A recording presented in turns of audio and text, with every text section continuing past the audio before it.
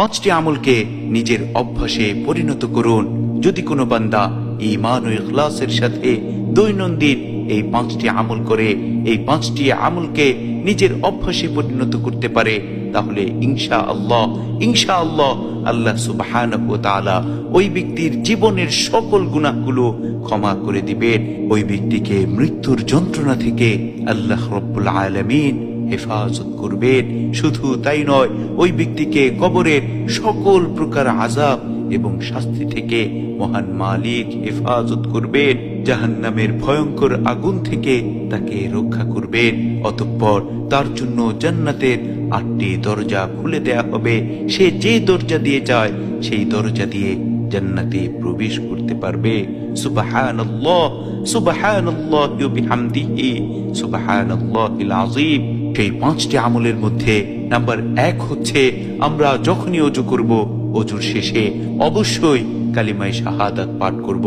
কারণ ওযুর শেষে কালিমায়ে শাহাদাত পাঠ করার এত ফজিলত যে মুসলিম শরীফের 234 নম্বর হাদিসে আল্লাহ রাসূল সাল্লাল্লাহু আলাইহি ওয়াসাল্লাম স্পষ্টভাবে ইরশাদ করেন, যে ব্যক্তি ওযুর শেষে কালিমায়ে শাহাদাত আশহাদু আল্লা ইলাহা ইল্লাল্লাহু ওয়া আশহাদু আন্না মুহাম্মাদান আবদুহু ওয়া রাসূলুহু, আমি সাক্ষ্য দিচ্ছি যে আল্লাহ ছাড়া কোনো ইলাহ নেই, আমি আরো সাক্ষ্য দিচ্ছি যে মুহাম্মদ সাল্লাল্লাহু আলাইহি ওয়াসাল্লাম তার বান্দা ও রাসূল।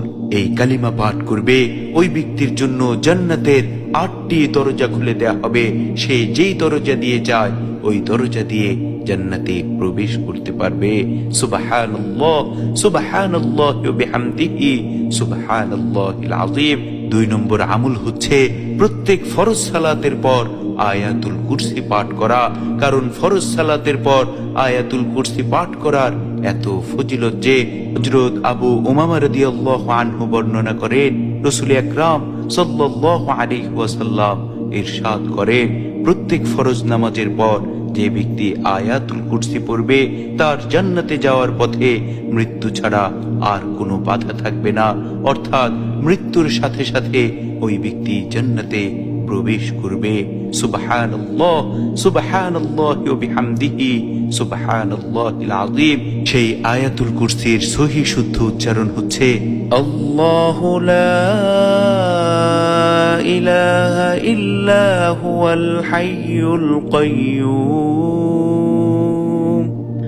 লা তা'খুযুহু সিনাতুন ওয়া লা নাওম লাহু